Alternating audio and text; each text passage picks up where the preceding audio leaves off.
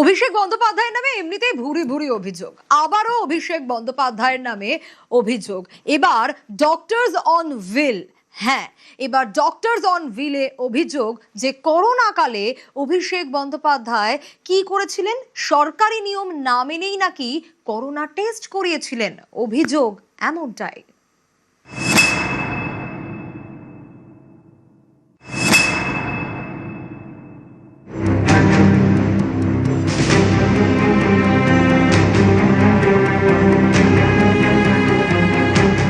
অভিষেক বন্দ্যোপাধ্যায় তাঁর সেবাশ্রয়ের বিরুদ্ধে অভিযোগের পাহাড়। এবার সরকারি নিয়ম না মেনে করোনা টেস্ট করানোর অভিযোগ। ডায়মন্ড হারবারের তৃণমূল সাংসদ সহ 25 জনের বিরুদ্ধে দক্ষিণ 24 পরগনার বিষ্ণুপুর থানায় নালিশ বিজেপি নেতা অভিজিৎ দাসের।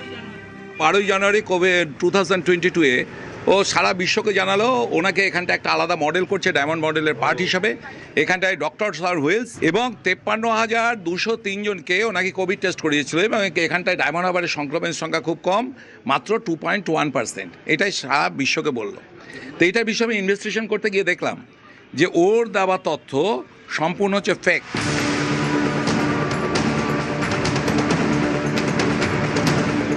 2022 সাল বিজেপি নেতার দাবি, ডায়মন্ড হারবারে ডক্টরস অন হুইল প্রোগ্রাম করেন অভিষেক বন্দ্যোপাধ্যায়।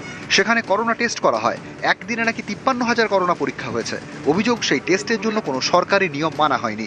বিজেপি নেতার আরও দাবি, করোনা টেস্ট নিয়ে অভিষেক বন্দ্যোপাধ্যায় দেওয়া তথ্য ভুয়ো।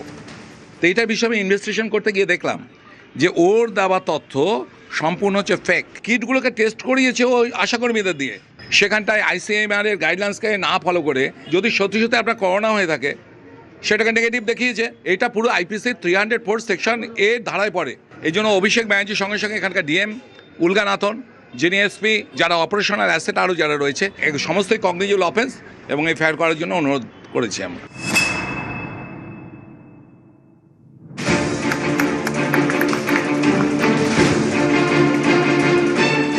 নদিয়ার নাকাশিপাড়া, এখানে অভিষেক বন্দ্যোপাধ্যায়ের বিরুদ্ধে মামলা দায়ের করার অনুমতি কৃষ্ণনগর আদালতের।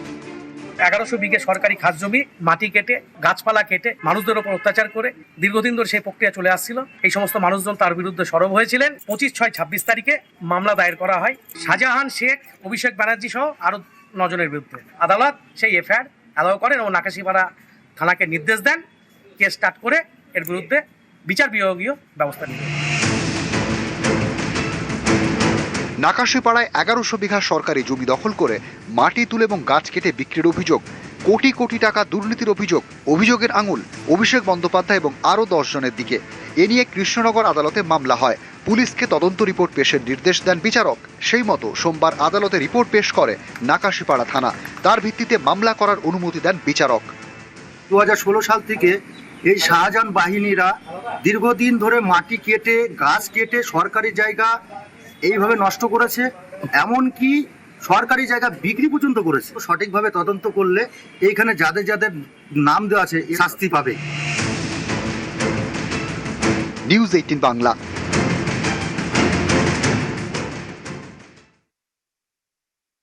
জাল সার্টিফিকেটে বিদেশ যাত্রার আবেদন অভিষেকের। বিদেশ যাত্রার আবেদনে জমা দেওয়ার নথিও জাল।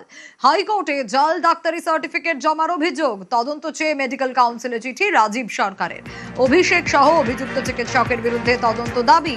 চোখের চিকিৎসায় বিদেশ যাত্রার আবেদন অভিষেকের। আগেই বিদেশ যাত্রার অনুমতি খারিজ হাইকোর্টে। উনি যেটা মানে জুন 2026-এ একটি মেডিকেল সার্টিফিকেট উনি জমা করেছিলেন কলকাতা হাইকোর্টে। উনি বিদেশ যাবেন বলে একটি মামলা উনি দায়ের করেছিলেন। সেই মামলার যে 300 পাতার ডকুমেন্ট, তাতে প্রধান ডকুমেন্ট ছিল এই ডকুমেন্টটা, যেটা জুন 2026-এ উনি লিখেছেন। এর মধ্যে মিসিং আছে হচ্ছে ডাক্তারের অ্যাড্রেস এবং ডাক্তারের রেজিস্ট্রেশন নাম্বার। এবার মেডিকেল কাউন্সিলের নিয়ম অনুসারে অতি অবশ্যই ডাক্তারের রেজিস্ট্রেশন নাম্বার থাকতেই হবে। আমি অলরেডি ওয়েস্ট বেঙ্গল মেডিকেল কাউন্সিলকে জানিয়েছি লিখিতভাবে। আমাদের এখন অ্যাডভোকেটসরা মিটিং করছি আমরা আজকালের মধ্যে। এরপর প্রয়োজন, হ্যাঁ ডাক্তারের নাম রয়েছে। এরপরে আমরা যেটা করবো এটা আমরা একটা মানে এফআইআর এর দিকে আমরা এগোবো।